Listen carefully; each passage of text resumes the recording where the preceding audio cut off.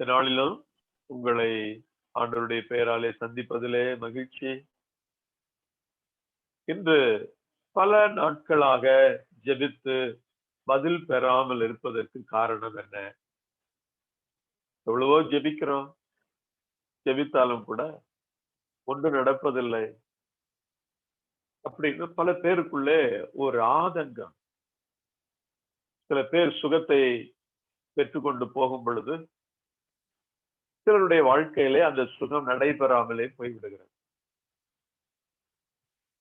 ஏன் நடக்கிறதில்லை? ஏன் என்னுடைய வாழ்க்கையிலே மட்டும் இப்படி இருக்கிறது? எனக்கு மட்டும் ஆண்டவர் ஏன் ஒன்றும் செய்வதில்லை? இப்படி அங்கலாய்க்கக்கூடியவர்கள் நிறைய பேர் உண்டு. பைபிளிலே அதே போல ஒரு மனிதனை குறித்து பார்க்கிறோம். ஒருவேளை நீங்கள் அப்படி இருப்பீர்களானால் இன்று ஆண்டவர் இயேசு உங்களை சந்திக்க விரும்புகிறார், உங்களை தொட விரும்புகிறார், உங்களுடைய வாழ்வை மாற்ற விரும்புகிறார், உங்களுக்கு ஒரு அற்புதத்தை செய்ய விரும்புகிறார். பைபிள்ல வாசிக்கிறது என்ன? தேவனால் கூடாத காரியம் ஒன்றுமில்லை, ஆண்டவரால் முடியாதது எதுவுமே இல்லை, எல்லாவற்றையும் ஆண்டவர் செய்ய வல்லவர் தான். பொதுவாக மனிதர்களுக்குள்ள என்ன எண்ணம் இருக்கிறது என்றால், ஏதோ ஒரு சிலருக்கு மட்டும் ஆண்டவர் செய்வார், மற்றவர்களுக்கு அவர் செய்கிறதில்லை என்கிற எண்ணம் நிறைய பேருக்கு இருக்கிறது. ஆனால் தேவன் அப்படிப்பட்டவர் அல்ல. தேவன் பாரபட்சம் உள்ளவர் அல்ல. திருத்துதர் பணி 10:34 அப்படித்தான் வாசிக்கிறோம். அவர் ஆள் பார்த்து செயல்படுபவர் அல்ல. ஆள் பார்த்து செயல்படுகிறவர் அல்ல என்றால் ஒரு மனிதனுக்கு ஒன்றும் இன்னொருவனுக்கு வேறு ஒன்றுமாய் செய்யக்கூடியவர் அல்ல. உடைய பிரச்சனைகள் எதுவாக இருந்தாலும், மனிதர்கள் யாராக இருந்தாலும் அவர் நன்மை செய்யக்கூடியவராகவே இருக்கிறார். முதலாவது உங்களுடைய உள்ளத்திலே அந்த எண்ணத்தை எடுத்து போட்டு விடுங்கள். நமக்கு மட்டும் நடக்கவில்லை, நான் ஜெபித்து மட்டும் எனக்கு மட்டும் ஒன்றுமே செய்வதில்லை, நடப்பதில்லை என்கிற ஒரு தவறான எண்ணத்தை நம்முடைய உள்ளத்திலிருந்து நாம் எடுத்து விட வேண்டும். தேவன் நல்லவராகவே இருக்கிறார். ஆள் பார்த்து அவர் செயல்படுகிறவர் அல்ல. அவங்களுக்கு ஒன்றும் எனக்கு ஒன்றுமாய் செய்கிறவர் அல்ல. இதை நாம் புரிந்து கொள்ள வேண்டும். பைபிளில் பலவிதமான அற்புதங்களை பெற்றுக்கொண்ட சம்பவங்கள் நிறைய எழுதப்பட்டிருக்கிறது. ஏன் இவைகளை எழுதி வைத்திருக்கிறார்?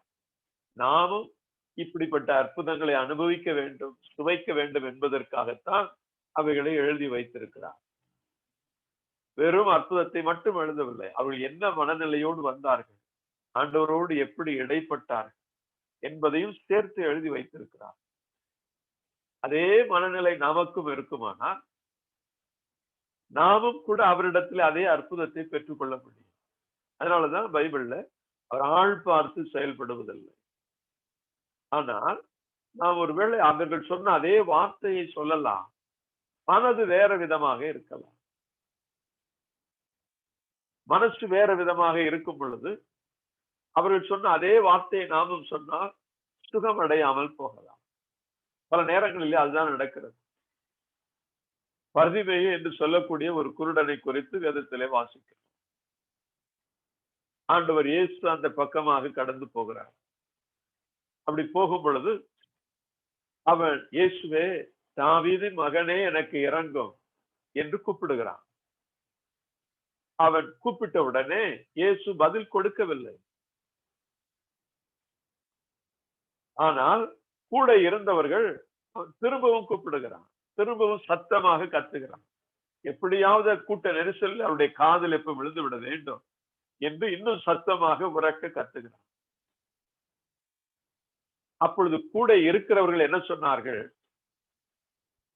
அவர்கள் சொன்ன காரியம், அவனை பேசாது இருக்கும்படி அதட்டினார்கள். அதைத்தான் அவர்கள் செய்தார். நீ பேசாதே. அப்படி அதட்டின பிறகும் அவன் என்ன செய்கிறான்? இன்னும் சத்தத்தோடு கத்த ஆரம்பிக்கிறான். அவனுடைய ஆர்வத்தை பாருங்கள். அவனுக்கு கிடைத்த அந்த வாய்ப்பை தவறிவிடக் கூடாது என்பதிலே முனைப்பாக இருக்கிறான். நிறைய கிறிஸ்தவர்கள் ஆண்டவரிடமிருந்து சில அற்புதங்களை பெற்றுக் கொள்வதற்கு கூட வெட்கப்படுகிறார். அதை வெளியிலே வெளியரங்கமாக சொல்லுவதற்கு கூட வெட்கப்படுகிறார்.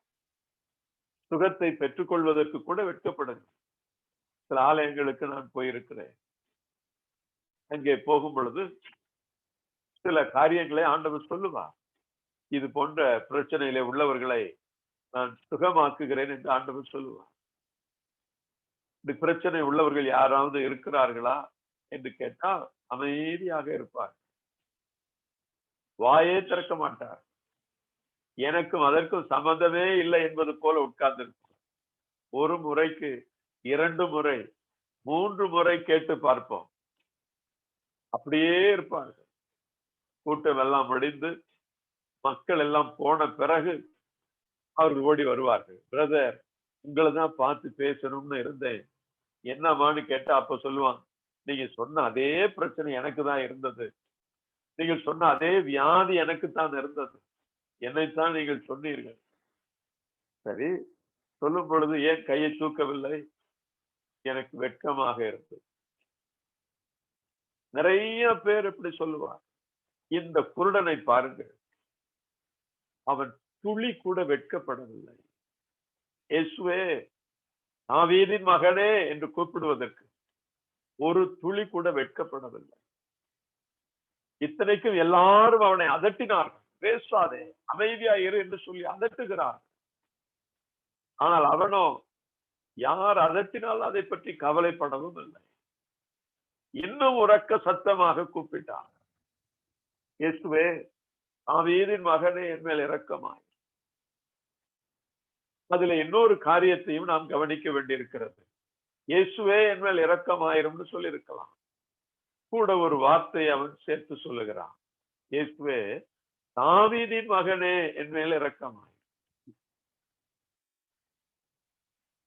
தாவீதின் மகனே என்று அவன் சொல்வதற்கு ஒரு காரணம் உண்டு.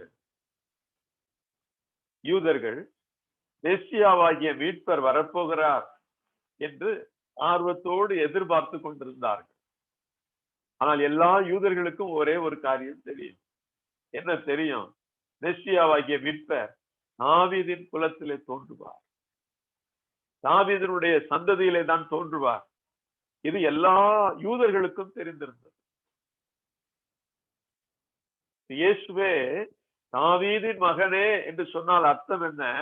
இயேசுவே, நீர்தான் மெசியா, மீட்பர், ஆகையினாலே என் மேல் இரக்கமாயிரும் என்று பொருள். அந்த நாட்களிலே இருந்த சூழ்நிலைகள் என்ன தெரியுமா? யோவான் 9:22 நாம் வாசிக்கிற பொழுது, அங்கே யூதர்கள் தங்களுக்குள்ளேயே ஒரு உடன்பாடு வைத்திருந்தார். என்ன உடன்பாடு? இயேசுவை யாராவது மெசியாவாக ஏற்றுக்கொண்டார் அவர்களை ஜெபக்கூடத்தை விட்டே விலக்கி வைக்க வேண்டும் என்று தங்களுக்குள்ளே ஒரு உடன்பாடு செய்திருந்தார்கள் என்று அந்த வேத வசனம் சொல்லுகிறது. இயேசுவை மெசியாவாக யாரும் ஏற்றுக்கொள்ளக் கூடாது. ஏனென்றால் அவர் நாசரேத்திலே பிறந்தவர் என்று அவர்கள் நினைத்துக் கொண்டிருந்தார்கள். நாசரேத்திலே அவர் வளர்ந்ததினாலே நாசரேத்தூர் இயேசு என்றுதான் அவருக்கு பெயர். அவர் நாசரேத்தை சேர்ந்தவர், கலிலேயாவை சேர்ந்தவர். நத்தனியேல் கூட கேட்கிறார், கலிலேயாவிலிருந்து நல்லது எதுவும் வரக்கூடுமோ என்று கேட்கிறார். அப்படி ஒரு நாசரேத்து பேக்ரவுண்ட் இருந்ததுனால இயேசுவை மெசியாவாக யாரும் ஏற்றுக்கொள்ளக் கூடாது என்று அவர்களுக்குள்ளே ஒரு உடன்பாடு செய்திருந்தார். இரண்டாவது, ஓய்வு நாள் சட்டத்தை அவர் மீறி விடுகிறார். அதுவும் அவர்களுக்கு மிகுந்த எரிச்சலையும் ஆத்திரத்தையும் கொண்டு வந்தது. இப்படி ஒரு உடன்பாடு செய்திருக்கிற நேரத்துல இந்த குருடனை பாருங்கள். இயேசுவை அவன் பார்த்ததே இல்லை, ஆனால் கேள்விப்பட்டிருக்கிறான். இயேசு அந்த பக்கமாக போகிறார் என்று கேள்விப்பட்ட பொழுது தன்னுடைய வாய்ப்பை அவன் அழுவ விடவில்லை. முதலாவது காரியம், நாம் வெட்கப்படக்கூடாது. கடவுள் நமக்கு அற்புதங்களை செய்ய தயாராகத்தான் இருக்கிறார், ஆனாலும் நாம் வெட்கப்படக்கூடாது. வெட்கப்படுகிறதுனாலே நிறைய பேர் ஆசீர்வாதங்களை பெற முடியாமல் போய்விடுகிறார். ஆண்டவருக்கு சாட்சி சொல்வதற்கு கூட பலர் வெட்கப்படுகிறார். சகோதரி ரோஸ்லின் எவ்வளவு அழகாக வாழ்க்கையில் நடந்த காரியங்களை எல்லாம் பாருங்க, ஒன்றையும் ஒழிக்காம தேவ மகிமைக்காக சான்று பகர்ந்தார். அப்படித்தான் நாமும் இருக்க வேண்டும். கடவுள் மகிமைக்காக நம்மை தாழ்த்த வேண்டும். அவரை மகிமைப்படுத்துவதற்காக உண்மையை உண்மையாகவே சொல்ல வேண்டும்.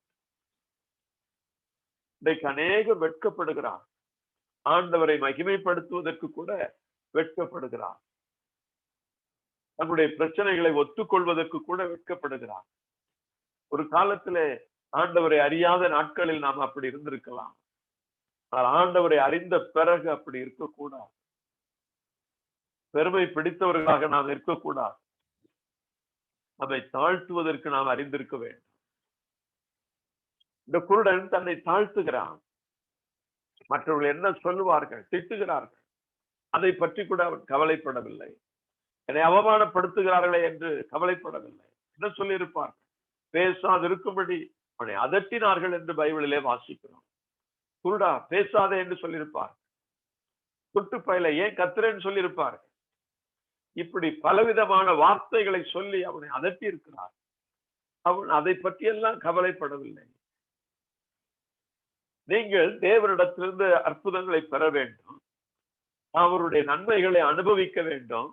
வேதத்திலே சொல்லியிருக்கிற அதிசயங்கள் எல்லாம் உங்கள் வாழ்க்கையில சுதந்திரிக்க வேண்டும் என்றால் மற்றவர்கள் என்ன பேசுவார்கள் என்பதை குறித்து கவலைப்படக்கூடாது. அடுத்தவர்கள் என்ன சொல்லுவார்கள், அடுத்தவர்கள் என்ன நினைப்பார்கள். இன்னைக்கு நிறைய பேருக்கு அது ஒரு பெரிய பயம். மற்றவர்கள் ஏதாவது நினைத்துக் கொள்ள போகிறார், ஏதாவது சொல்ல போகிறார், நம்மை குறித்து தவறாக எடுத்துக்கொள்ள போகிறார்.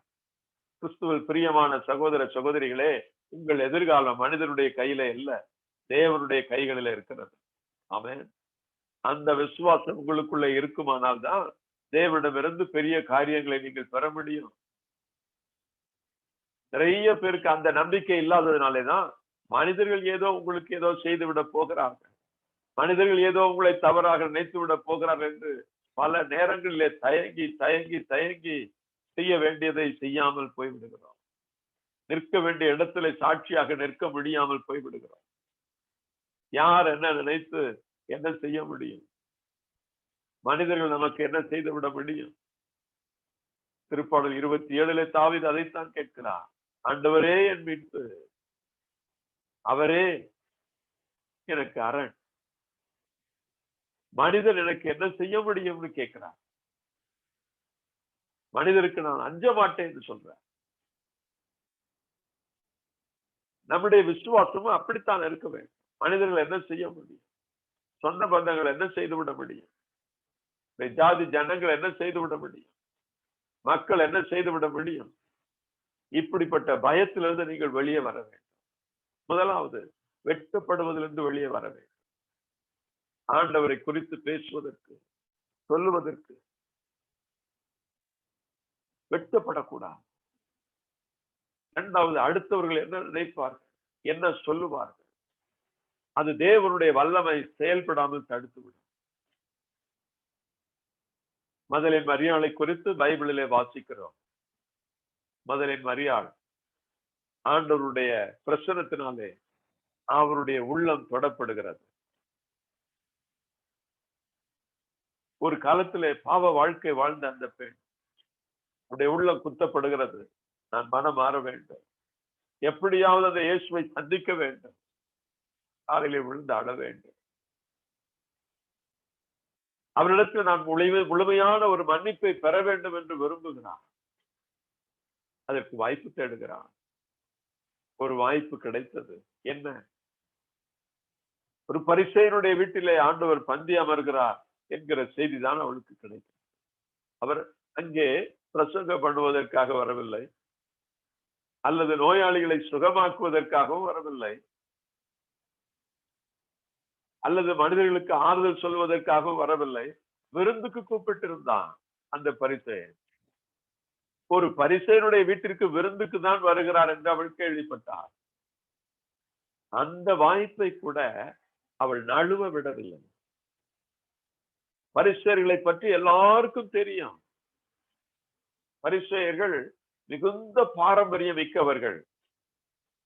இப்படிப்பட்ட பெண்களை கண்டால் ரொம்ப அருவருத்து பேசக்கூடியவர்கள்.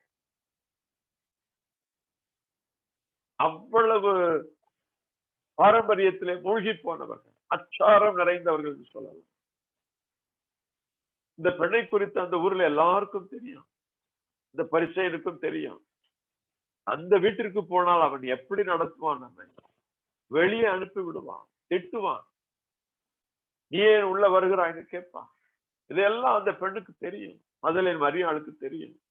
ஆனால் என்ன சொன்னாலும் பரவாயில்லை, இயேசு எனக்கு வேண்டும், என்னுடைய பாவ மன்னிப்பு எனக்கு வேண்டும் என்கிற ஒரு எண்ணத்திலே தான் ஆண்டவருடைய பாதத்திலே போய் விழுந்து கண்ணீர் விட்டு அழுகிறான். அப்பொழுதும் பரிசேயன் மனசுக்குள்ளே நினைக்கிறான், இவள் எவ்வளவு மோசமான பெண், இந்த பெண்ணை காலை தொடுபடி இவர் விட்டு கொடுத்து கொண்டிருக்கிறாரே, இவர் உண்மையாகவே ஒரு தீர்க்கதரிசியா என்று நினைக்கிறான். ஆனால் மரியாளும் இந்த பரிசேயன் என்ன நினைப்பான், என்ன பேசுவான், என்ன சொல்லுவான், நம்மை அவமரியாதையா நடத்துவான், இதை பற்றி துளி கூட கவலைப்படவே இல்லை. எனக்கு அருமையான சகோதர சகோதரிகளே, யார் இப்படி கவலைப்படுகிறார்களோ, பயப்படுகிறார்களோ, அவர்களுடைய உள்ளத்திலே உண்மையான விசுவாசம் என்பது இல்லை. நிறைய கிறிஸ்தவர்கள், தேவனை அறிந்து கொண்ட பிள்ளைகள் கூட இப்படி பயப்படுகிறதுனாலே, கவலைப்படுகிறதுனாலே தேவாதி தேவனுடைய மேலான ஆசீர்வாதங்களையும் நன்மைகளையும் அனுபவிக்க முடியாமல் போய்விடுகிறார். உங்களை ஆராய்ந்து பாருங்கள். ஒருவேளை இப்படிப்பட்ட கவலைகளும் பயங்களும் உங்கள் உள்ளத்துல இருக்குமானால் அடுத்தவர்கள் என்ன நினைப்பார்கள், மனிதர்கள் என்ன சொல்லுவார்கள், என்ன நினைப்பார்கள், என்ன பேசுவார்கள், அப்படிப்பட்ட பயம் கவலை உங்களுக்குள்ள இருக்குமானால் இந்த வேளையில உங்களை ஒப்புக் கொடுங்க. அதிலிருந்து வெளியே வாருங்கள். இன்றோடு அவைகள் நம்மை விட்டு வெளியேறட்டும். இயேசு கிறிஸ்துவுக்காக வாழ்வதற்கு அது ஒரு பெரிய தடையாக இருக்கிறது. அப்படி பண்ணுகிறவர்கள் உங்கள் வலது கரத்தை உயர்த்தி, வெட்கப்படாமல் உங்களுடைய வலது கரத்தை உயர்த்தி இந்த வேளையில ஆண்டவரிடத்துல ஒப்புக் கொடுங்க, மன்னிப்பு கேளுங்க. ஆண்டவரே, என்னுடைய எதிர்காலம், என் வாழ்க்கை மனிதர்களுடைய கையில இல்லை, அது உங்களுடைய கைகளில இருக்கிறது. இதுவரைக்கும் இப்படி பயந்து கொண்டிருந்தேன், இதுவரைக்கும் இப்படி கவலைப்பட்டு கொண்டிருந்தேன், அது உமக்கு எதிரானது என்பதை அறியாமல் இப்படி செய்து கொண்டிருந்தேன். இன்றைக்கு என்னை கழுவும், என்னை மன்னியும். கேட்கலாமா? ஒரு நிமிடம் அப்படியே கேட்கலாம். அதிலிருந்து வெளியே வர வேண்டும். மதலேன் மரியாள் அதிலிருந்து வெளியே வந்தாள். அப்பொழுதுதான் அவளுக்கு ஒரு விடுதலை கிடைத்தது. ஆண்டவர் அவளை பார்த்து சொன்னார், சமாதானமா இப்போ பாவங்கள் மன்னிக்கப்பட்டன என்று சொன்னார். நாமும் கூட அதை தூக்கி எறிந்து விட்டு ஆண்டவரிடத்திலே வரும். ஆண்டவரே, இனி ஒரு போது இப்படி நினைக்க மாட்டேன், மனிதர்கள் என்ன சொல்லுவார்கள், பேசுவார்கள் என்பதை குறித்து யோசிக்க மாட்டேன். யார் என்ன பேசினாலும் பேசிக்கொண்டு போகட்டும், யார் என்ன சொன்னால் சொல்லிக் கொண்டு போகட்டும், யார் என்ன நினைத்தாலும் நினைத்து கொண்டு போகட்டும், அது அவருடைய விருப்பம். எனக்கு நீர் வேண்டும்னு சொல்லுங்க. உடைய இரக்கம் எனக்கு வேண்டும். அந்த இரக்கத்திற்காக அடுத்தவர்கள் என்ன நினைப்பார்கள், சொல்வார் என்று ஒரு போது நான் பயப்படவோ மாட்டேன். I want you, Lord. ஜெபிக்கலாம். அன்புள்ள பிதாவே, யார் யார் இன்றைக்கு மனதில் இப்படி பயந்து கொண்டு கவலைப்பட்டு கொண்டு உமக்காக நிற்க முடியாமல் இருக்கிறார்கள், இப்பொழுதே உடைய ஆற்றல் வல்லமை அவர்களுக்குள் இறங்கட்டும். ஆண்டவராகிய இயேசு கிறிஸ்துவின் பெயரா இந்த பயம், இந்த கலக்கம், இந்த கவலைகள் முற்றிலும் வெளியேறட்டும் என்று நான் ஜெபிக்கிறேன். Let them leave from them right now. Jesus' name. இயேசு கிறிஸ்துவின் பெயரால் இந்த பயம், இந்த கலக்கம், இந்த போராட்டங்கள் வெளியேறட்டும். தங்களை தாழ்த்தி உமக்கு சாட்சியாய் நிற்பதற்கு தடையா இருக்கிற இந்த பயம் முற்றிலும் அகல்வதாக, மனிதர்களை குறித்த பயம், கலக்கம் இவைகளெல்லாம் ஒழிவதாக, என்னுடைய எதிர்காலம் உடைய கைகளில் இருக்கிறது. நீர் திட்டமிட்டதை நீர் செயல்படுத்த வல்லவர். என்னை குறித்து நீர் என்ன நினைத்திருக்கிறீரோ அதை என் மூலமாய் செயல்படுத்த நீர் வல்லவராக இருக்கிறீர். மனிதர்களுடைய பொறாமைக்கோ இப்படிப்பட்ட எண்ணங்களுக்கோ இனி ஒருபோது நான் பயப்பட மாட்டேன். Thank you Lord. நன்றி. இந்த கிருபையை இந்த நாளில் உடைய பிள்ளைகளுக்குள் வைப்பதற்காக உம்மை துதிக்கிறேன், நன்றி செலுத்துகிறேன். ஒவ்வொருவரும் இதை பெற்றுக் கொள்ளட்டும். இதிலிருந்து இன்றைக்கே ஒரு விடுதலையை பெறட்டும். The name of Jesus I pray. ஆண்டவராகிய இயேசு கிறிஸ்துவின் பெயரா ஜெபிக்கிறோம் பிதாவே. ஆமென். Praise the Lord. Hallelujah. இதிலிருந்து நீங்கள் வெளியே வரும் பொழுது சில பேருடைய உடல் உபாதைகளும் வெளியேறுகிறது. உடலில் இருக்கக்கூடிய சில வலிகள் வெளியேறுகிறது. இந்த பயத்தை நீங்க தூக்கி போடும் பொழுது அந்த பயத்தோடு கூட சில வலிகளும் வெளியேறுகிறது. அந்த பயம் போனவர்கள், வெளியேறினவர்கள், அந்த வலி சுகமானவர்கள் சாட்ல உங்களுடைய பெயரை போடலாம், ஆண்டவரை மகிமைப்படுத்தும்படி. இது கடவுளுக்கு விருப்பமில்லாத ஒரு காரியம். மனிதர்களை குறித்த ஒரு பயம், மனிதர்களை குறித்து ஒரு கலக்கம். என்ன நினைப்பார்கள், என்ன சொல்லுவார்கள், என்ன பேசுவார்கள். அது போகும் பொழுது சில வியாதிகள், சில வேதனைகளும் நம்மை விட்டு விலகுகிறது. I felt in my spirit, என்னுடைய ஆவியிலே அதை உணர்கிறேன். சில பேர் இது போன உடனே அவருடைய உடலில் இருக்கக்கூடிய சில உடல் வலிகள் மறைவதை நான் காண்கிறேன். அப்படிப்பட்டவர்கள் சாட்ல உங்களுடைய பெயரை போட்டீர்கள் என்றால் நாம் தேவனை மகிமைப்படுத்தும். அது மற்றவர்கள் இன்னும் சிலர் வெளியேறாமல் இருப்பவர்களுக்கு அது அவர்களும் விடுதலை பெறுவதற்கு ஒரு வழியாக, வாய்ப்பாக அது அமையும்.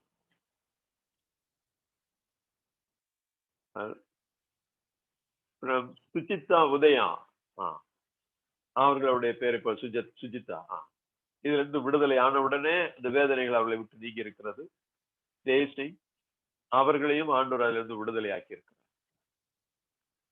அருளானந்தையா அவரையும் ஆண்டவர் அதுல இருந்து அந்த உடல் வலியிலிருந்து விடுதலை ஆக்கி இருக்கிறார். பாருங்கள், அப்படி என்றால் இந்த பயத்தையும் இந்த கலக்கத்தையும் யார் கொண்டு வருவது? இது கடவுளுக்கு உகந்ததல்ல. நீங்கள் அதை விட்ட உடனே அந்த பயமும் அந்த கலக்கமும் அந்த கவலை உங்களுக்கு வெளியேறின உடனே உடலிலே இருக்கக்கூடிய சுகவீனங்கள் நீங்கி போகிறதை பார். இது நம்மை விட்டு போகாவிட்டால் இதுவும் தொடர்ந்து நம்முடைய வாழ்க்கையில வந்து கொண்டே இருக்கும். இந்த பிரச்சனைகளும் தொடர்ந்து வந்து கொண்டே இருக்கும். தமிழரசு எத்தனை பேர் பார், கிட்டத்தட்ட 4 பேர், இன்னும் கூட சிலர் இருப்பார், இன்னும் சிலர் இருக்கிறார் சுகமடைந்து. அவ்வளவு பேருக்கு ஆண்டவர் விடுதலை கொடுக்கிறார். அது போன உடனே தேவனுடைய கரம் நம்மை விடுதலை ஆக்குகிறார். ஜெகன் பாருங்கள், ஆண்டவராலே முடியாது ஒன்றுமில்லை. அவர் ஆள் பார்த்து செயல்படுகிறவர் அல்ல. ஆளை பார்த்து பாரபட்சம் பார்த்து செயல்படுகிற ஒரு கடவுள் இல்லை. எல்லாருக்கும் ஒரே மாதிரி செயல்படுகிறார். ஆனா அந்த குருடனுக்குள்ள இந்த குருடன் சொல்லக்கூடிய வார்த்தைகளை நாம் சொல்லலாம். இயேசுவே தாவீது மகனே என் மேல் இறங்கும்னு சொல்லலாம். இன்னொருத்தர் கூட இருக்கிறீங்க, இதை விட்ட உடனே சுகமானவர்கள் இன்னொருத்தர் இருக்கிறீங்க. அவங்க பேரை போடுங்க. Let us glorify God. தேவனை மகிமைப்படுத்தும். அந்த குருடன் இயேசுவே தாவீது மகனே என் மேல் இறங்கும்னு சொல்லுகிறான். ஆனா அவன் சொல்றதுக்கு முன்னாடி அவனுடைய உள்ளத்துல இருந்த காரியங்கள் அது நம்முடைய வாழ்க்கையில வருமானா நமக்கும் அதே அற்புதங்களை ஆண்டவர் செய்ய வல்லவர்.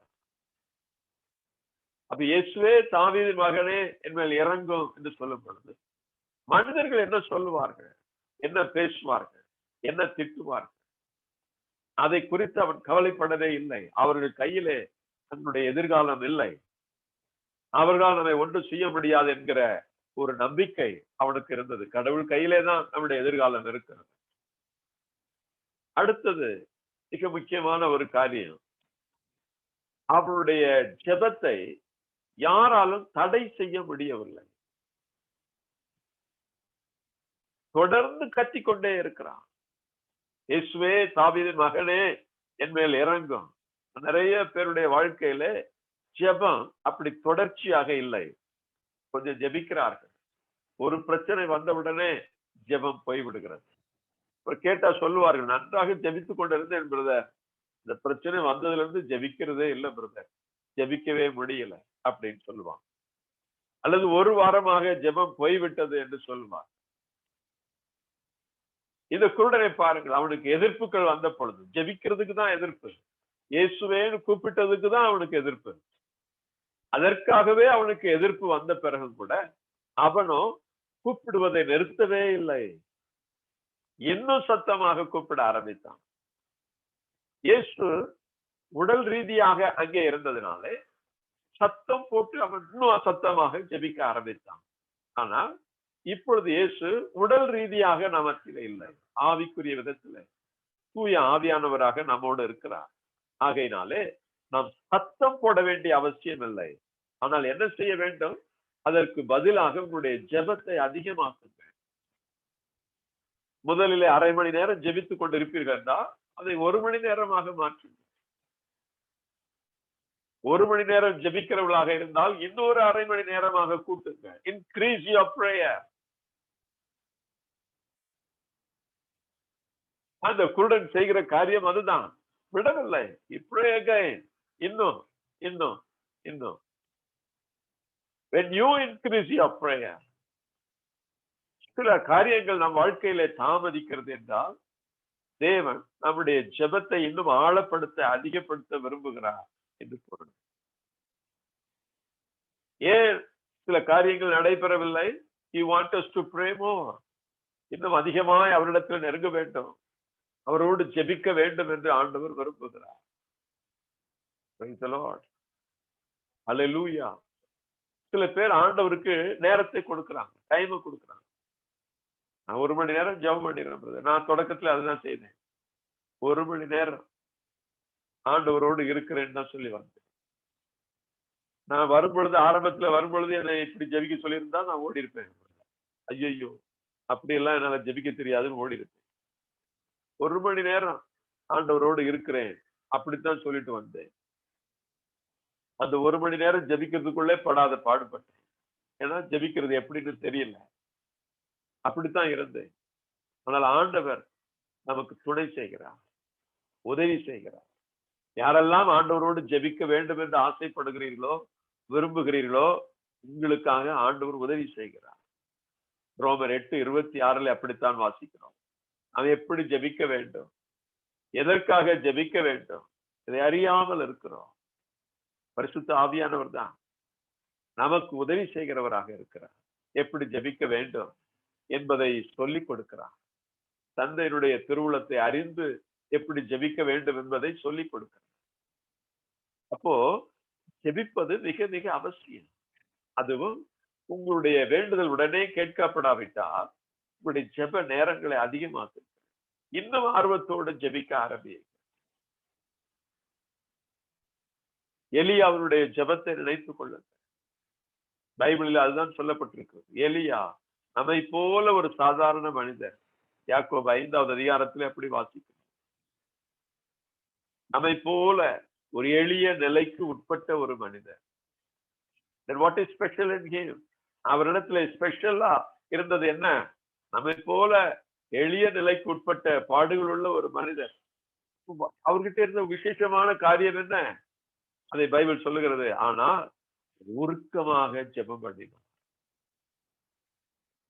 பாருங்க, ஒரு சாதாரண ஒரு மனிதனை சாதாரணமாக மாற்றியது அவருடைய ஜெப வாழ்வு. நீங்க இன்னைக்கு சாதாரணமாக இருக்கலாம், நம்முடைய ஜெப வாழ்வு நீங்கள் அப்படி ஜெபிக்க ஆரம்பிப்பீர்களானா உங்களுடைய வாழ்வு அசாதாரணமான வாழ்வாக மாறி போகும். ஆமென். அல்லேலூயா. இப்படி சொன்ன உடனே நிறைய பேர் மலைத்து போகிறீர்கள். அது எப்படி? எலியா மாதிரி எப்படி ஜெபிக்க முடியும்? எல்லாரும் ஜெபிக்க முடியும். நீங்கள் விரும்பினார், நீங்கள் மனம் வைத்தால் ஜெபிக்க முடியும். ஏனென்றால் ஜெபிக்கும் பொழுது நம்முடைய பலத்தை கொண்டு நாம் ஜெபிக்கிறது இல்லை. தேவாதி தேவன் நமக்கு உதவி செய்கிறதுனாலே, அவருடைய ஒத்தாசையோடு ஜெபிக்கிறதுனாலே நன்றாக நீங்கள் ஜெபிக்க முடியும். ஆமென். அல்லேலூயா. இதைத்தான் பவுலும் சொல்லுகிறார். பிலிப்பியர் 4:13, எனக்கு உறுதியூட்டும் இறைவனால் எதையும் செய்ய எனக்கு ஆற்றல் உண்டு. நம்மை பலப்படுத்துகிற, உறுதிப்படுத்துகிறதுக்கு ஒரு ஆண்டவர் இருக்கிறதுனால உங்களாலே முடியும், ஜெபிக்க முடியும். அந்த நம்பிக்கை அவர் மேல வைத்து விட்டு இறங்குங்க. இரவெல்லாம் விழித்திருந்து ஜெபிக்க முடியுமா? ஜெபிக்க முடியும். ஆண்டவர் உதவி செய்கிறதுனாலே ஜெபிக்க முடியும். ஒரு முறை ஜெபிப்பதற்காக, இரவுல விழித்திருந்து ஜெபிப்பதற்காக சில வாலிபர்கள் சேர்ந்து ஜெபித்துக் கொண்டிருந்தார். நானும் அங்கே இருந்தேன். அப்பொழுது வயது முதிர்ந்த ஒருவர் அங்கே இருந்தார். அவர் ஒரு கிறிஸ்தவர் அல்ல. ஆனால் கிறிஸ்தவர் அல்லாமல் அவர் இருந்து குடிப்பழக்கத்திற்கும், போதைப் பொருட்கள், கஞ்சா இவைகளை பயன்படுத்தின பழக்கத்திற்கும் இடம் கொடுத்து அவருக்கு ஒரு நரம்பு தளர்ச்சி ஏற்பட்டது. அந்த நரம்பு தளர்ச்சியினாலே ஒரு சிறு டம்ளரை கூட தூக்க முடியாத அளவிற்கு அவருடைய கைகள் பலவீனப்பட்டு போய்விட்டது. ஒரு தண்ணீரை கூட எடுத்து அவரால் குடிக்க முடியவில்லை. கையெல்லாம் நரம்பு தளர்ச்சினாலே அப்படியே நடுங்க ஆரம்பிக்கும். இந்த டம்ளரை கூட தூக்க முடியாமல் அந்த நிலையிலே தான் அவரை யாரோ ஜெபத்திற்கு அழைத்து கொண்டு வந்தார். ஜெபத்திற்கு வர வர ஆண்டவர் அவரை சுகமாக்கினார். அந்த கைகள் முன்பிருந்த கைகளைப் போல பலன் அடைந்தது. ஆமென். அல்லேலூயா.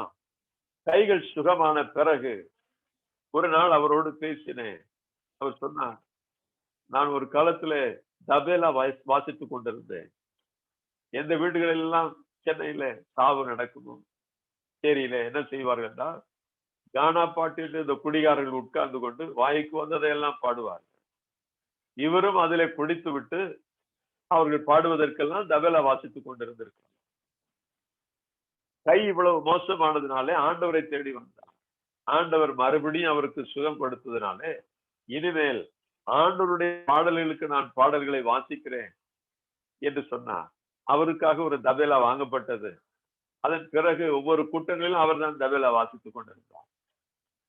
அந்த இரவு ஜெபத்திற்கு வாலிபர்கள் எல்லாம் சேர்ந்து தனித்தனியாக தான் ஜெபித்துக் கொண்டிருந்தார். இவரும் வந்திருந்தார். அவருக்கு ஏற்கனவே ஆஸ்மா வியாதி இருந்தது. வயது முதிர்ந்தவராகவும் இருந்தார். ஆளும் எலும்பும் தோலுமாகத்தான் இருப்பார். 10 மணி ஆனது. நான் சொன்னேன், தாத்தா நீங்க போய் படுத்துக் கொள்ளுங்கள், உங்களுக்கு கஷ்டம் என்று சொன்னேன். இல்ல பிரதர், நானும் ஜெபிக்கிறேன் என்று அவர் பாட்டுக்கு ஜெபித்துக் கொண்டே இருந்தார். கொஞ்ச நேரம் முழங்கால் நிற்பார். அதன் பிறகு கைகளை தூக்குவார், தூக்கி ஜெபித்துக் கொண்டிருப்பார். திடீரென்று எழுந்து நின்று கொள்வார். இப்படியே அவருடைய பொசிஷனை மாத்தி மாத்தி ஜெபித்துக் கொண்டே இருந்தார். 1 மணிக்கு நான் அவரை கூப்பிட்டு, பாவம் நீங்க போய் படுத்துக் கொள்ளுங்கள், உங்களுக்கு ரொம்ப கடினம் என்று சொன்னேன். அவர் சொன்னார், இல்ல பிரதர் நானும் ஜெபிக்கிறேன் என்று அவர் பாட்டுக்கு ஜெபித்துக் கொண்டே இருந்தார். மறுபடியும் ஒரு 3 மணிக்கு நான் அவரை சந்தித்து, தாத்தா உங்களுக்கு ரொம்ப கஷ்டமாக இருக்கும், சிரமப்பட வேண்டாம், போய் ரெஸ்ட் எடுங்க அப்படின்னு சொன்னேன். அவர் அப்பொழுது கூட விடவில்லை. இறுதியாக அந்த இடத்திலிருந்து நான் கிளம்பும்போது 5:30 மணி. அது வரைக்கும் அவரும் ஜெபம் பண்ணி கொண்டே இருந்தார். யோசித்து பாருங்க. நீங்கள் சொல்லலாம், ஐயோ இரவுல என்னால் விழிக்க முடியாது, எனக்கு கை வலிக்கும், கால் வலிக்கும், தூக்கம் வரும், அது வரும், இது வரும்னு ஏதாவது ஒண்ணு வரும்னு சொல்லிக்கிட்டே இருக்கலாம். அந்த மனிதரை பாருங்க, வயதானவர். அவராலே இரவு முழுவதும் விழித்திருந்து ஜெபிக்க முடியுமானால் உங்களால் ஏன் முடியும்? தேவாதி தேவன் நமக்கு துணை செய்கிறதுனால எந்த சூழ்நிலையிலும் நாம் அப்படி ஜெபிக்க முடியும். ஆமென். Praise the lord. அவருடைய பலத்தை கொண்டு அவர் ஜெபித்தாரா? நிச்சயமாக அவரால் ஜெபிச்சிருக்க முடியாது. ஆனா ஆண்டவர் அவருக்கு துணை செய்கிறார், உதவி செய்கிறார். யார் இப்படி வாஞ்சையோடு இருந்தாலும், தேவனோடு ஜெபிக்க வேண்டும், நெருங்க வேண்டும் என்கிற வாஞ்சை யாருக்கு இருந்தாலும், சர்வ வல்லமை உள்ள தேவன் அந்த வாஞ்சையை கவனித்து அவர்களுக்கு உதவி செய்கிறவராக இருக்கிறார். Amen. Praise the lord. Hallelujah. அதுதான் முக்கியம். ஜெபியுங்கள், ஆண்டவரோடு இடைப்படுங்க. ஜெபம் தடைப்பட்டு விட்டுகிறதா? உங்களுடைய ஜெபம் கேட்கப்படவில்லையா? உடனே பதில் வரவில்லையா? அதற்கு அர்த்தம் என்ன? தேவன் இன்னும் நீங்கள் ஜெபிக்க விரும்புகிறார். ஐயோ இவ்வளவுதான் என்னால ஜெபிக்க முடியும் இப்படி சொல்லாதீங்க. நிறைய பேர் இப்படி எதிர்மறையான வார்த்தைகளை சொல்லுகிறார். Never say that. ஒருபோதும் அதை சொல்லாதீர்கள். யாராலும் விழித்திருந்து ஜெபிக்க முடியாது. ஆண்டவர் பலன் கொடுக்கிறதுனாலே தான் ஜெபிக்க முடியும். எல்லாராலையும் ஜெபிக்க முடியும். அதனாலதான் சொல்றேன், அவர் பாரபட்சம் உள்ளவர் அல்ல. ஒருவருக்கு ஒன்று இன்னொருவருக்கு ஒன்று கொடுக்கிறவர் அல்ல. எல்லா மனிதர்களுக்கும் நம்முடைய கிருபை அளிக்கிறார், எல்லாருக்கும் கொடுக்கிறார். பாரபட்சம் இல்லாமல் கொடுக்கிறார். ஒருவருக்கு கொடுத்தால் நமக்கு அந்த வாஞ்சை இருந்தால் நமக்கும் அதை கொடுக்கிறார். Praise the Lord. இயேசுவுக்கே புகழ். அந்த குருடன் செய்த காரியம் அதுதான். அவன் விடாமல் கத்துகிறான். நாம் கத்த வேண்டியதில்லை. ஆனால் அவனைப் போல தீவிரமாக ஒரு ஜெப வாழ்வுக்குள்ளே நாம் நுழைய முடியும். எலியாவுடைய வாழ்வை பார்க்கிற பொழுது அவர் உருக்கமாக ஜெபித்தார் என்றால் என்ன ஜெபித்தார்? மழை வர வேண்டும் என்பதற்காக மலை மேல் ஏறி போய் நின்று முகத்தை கவிழ்த்து ஜெபிக்கிறார். ஒரு முறை ஜெபித்து விட்டு வேலைக்காரனை அனுப்புகிறார். போய் பார், ஏதாவது தெரிகிறதா என்று பார். அவன் பார்த்து விட்டு ஒன்றுமே தெரியவில்லை, வானம் அப்படியே வெளிச்சமாக இருக்கிறது என்று சொன்னான். திரும்ப இரண்டாவது முறையும் எலியா ஜெபிக்கிறார். திரும்பவும் வேலைக்காரன் போய்விட்டு வந்தான், ஒன்றும் நடக்கவில்லை. மூன்றாவது முறையும் அவர் ஜெபித்து விட்டு எலியாவை போக சொன்னார். ஒருவேளை நான் எலியாவுக்கு வேலைக்காரனாக இருந்தால் என்ன சொல்லியிருப்பேன் தெரியுமா? அதெல்லாம் ஒண்ணும் மழை வர்ற அறிகுறியே இல்லைங்க, விடுங்க.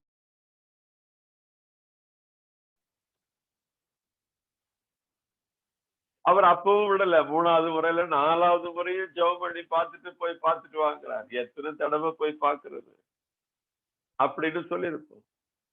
அப்படின்னா என்ன அர்த்தம்? அப்படி பேசுறோம்னா அவருக்கு வேலைக்காரனா இருக்கிறது கூட நமக்கு தகுதி இல்லைன்னு அர்த்தம். அந்த வேலைக்காரனை பாருங்க, சளைக்காம போகிறான். 4வது முறையும் போய் பார்க்கிறான். 5வது முறை, 6வது முறை, 7வது முறை திரும்ப அவர் விடல. எலியா ஜெபம் பண்ணி கொண்டே இருக்கிறார். 7வது முறை அவனை அனுப்புகிறார். போய் பார்த்து விட்டு சொன்னான், ஒரு கையளவு மேகம் தெரிகிறது என்று சொன்னான். ஆமென். அல்லேலூயா. கிறிஸ்துவில் பிரியமான சகோதர சகோதரிகளே, இன்றைக்கு அந்த கையளவு மேகம் உங்களுடைய வாழ்க்கையில தெரிய ஆரம்பிக்கும்.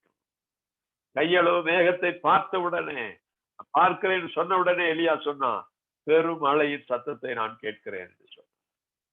Price the Lord. நாளைக்கல்ல, இன்றைக்கு தேவன் அந்த காரியங்களை செய்ய வல்லவர். அநேக வருஷங்கள், நாட்கள் உடைய ஜெபம் கேட்கப்படாமல் இருக்கிறதா? இந்த காரியங்களை செயல்படுத்துங்கள். எலியா, அதனால்தான் எலியா உருக்கமாக ஜெபம் பண்ணினார் என்று போடப்பட்டிருக்கிறது. தேவனுடைய பிள்ளைகள் இப்படி ஜெபிக்க வேண்டும். எனக்கு ஒன்று நடக்கவில்லையே என்று சொல்லிக் கொண்டிருக்க கூடாது. மலாக்கி 3வது அதிகாரத்திலே ஒரு காரியத்தை ஆண்டவர் உங்களுக்கு முன்பாக வைக்கும்படி சொன்னார். மலாக்கி 3:13 வாசிக்க நான் விரும்புகிறேன். 13 15 வரைக்கும் வாசிக்கிறேன். எனக்கு எதிராக நீங்கள் கடும் சொற்களை உதிர்த்து வந்தீர்கள் என்கிறார் ஆண்டவர். ஆயினும் உமக்கு எதிராக என்ன பேசினோம் என்று கேட்கிறீர்கள். 14வது வசனம் சொல்லுகிறது, கடவுளுக்கு ஊழியம் செய்வது வீண், அவரது திருமுறைகளை கடைபிடித்து ஒழுகுவதாலும் படைகளின் ஆண்டவர் திருமுன் மனவருந்தி நடந்து கொள்வதாலும் நமக்கு என்ன பயன்? இதுவேல் நாங்கள் ஆணவக்காரரே பேறு பெற்றோர் என்போம். கொடியோர் தலை தோங்குவது மட்டுமல்ல, கடவுளை அவர்கள் சோதித்து பார்த்தாலும் அவர்கள் தப்பித்துக் கொள்ளுகிறார்கள். இதெல்லாம் நீங்கள் கூறவில்லையா அப்படின்னு கேட்கிறார். இப்படிப்பட்ட கடும் சொற்களை சிலர் உதிக்கிறதுனாலே அவர்களுடைய ஜெபங்கள் தாமதமாகி போகிறது. என்ன கடுமையான வார்த்தை! ஆண்டவருக்காக ஊழியம் செய்வது வீண், அவருடைய திருமுறைகளை கடைபிடித்து ஒழுகுவதால் படைகளின் ஆண்டவர் திருமுன் மனவருந்தி நடந்து கொள்வதாலும் நமக்கு என்ன பயன்? என்ன பயன்? இப்படி பேசுறாங்கன்னு சொல்றாங்க. ஆணவக்காரர்கள் தான் பேர் பெற்றவங்க, அவங்களுக்கு தான் ஆண்டவர் உதவி செய்கிறார். அவர்கள் ஆண்டவரிடத்திலே தப்பித்துக் கொள்கிறார்கள், நாங்க தான் மாட்டிக்கொள்ளுகிறோம், இப்படி எல்லாம் பேசுகிறார்கள். இதெல்லாம் கடவுளுடைய பார்வையிலே கடினமான வார்த்தைகளாக இருக்கு. ஒரு போதும் இப்படி சொல்லாதீர்கள். காலையில ஒரு சகோதரி எனக்கு போன் பண்ணியிருந்தார். அவருடைய ஒரு சகோதரிக்கு பிசாசு பிடித்து கஷ்டப்படுகிறார்கள் என்று சொன்னார். சொன்னேன், இது போல ஆன்லைன்ல நடக்கிறது, வர சொல்லுகிறது. அவர் கேட்ட காரியங்கள் எனக்கு மிக ஆச்சரியமாயிருந்தது. நான் எவ்வளவோ இடத்திற்கு கொண்டு போய்விட்டேன், எவ்வளவோ தியானத்திற்கு கொண்டு போய்விட்டேன், யாராலும் இதை விரட்ட முடியவில்லை.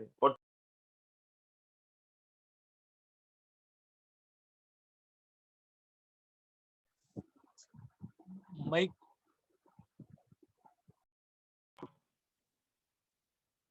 யாராலையும் ஓட்ட முடியல. பைபிள் அப்படி சொல்லலையேமா, விசுவாசிக்கிறவங்களுக்கு எல்லாம் கூடும் தானே சொல்லியிருக்குது. இந்த பிசாசை ஓட்டுறதுக்கு ஏன் யாரையோ தேடுறீங்க? ஒவ்வொரு விசுவாசிக்கும் தேவன் இந்த அதிகாரத்தை கொடுத்திருக்கிறார். Amen. Hallelujah. Praise the lord. நிறைய பேருக்கு அவங்களுக்கு கொடுத்திருக்கிற அந்த அதிகாரமே தெரியவில்லை. கடவுள் நமக்கு என்ன கொடுத்திருக்கிறார்ன்றதே தெரியாம எங்கெங்கயோ தேடி ஓடிக்கிட்டு அலைஞ்சிட்டு இருக்கோம்.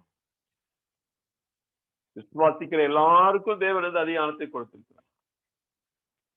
மார்க் 16வது அதிகாரத்துல அதைத்தான் சொல்லுகிறார். விசுவாசிக்கிற உள்ளத்துல நடக்கும் அடையாளங்கள் ஆவன.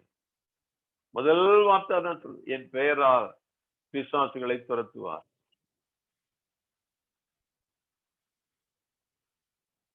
எல்லா விசுவாசிகளுக்கும் இந்த அதிகாரங்கள் உண்டு.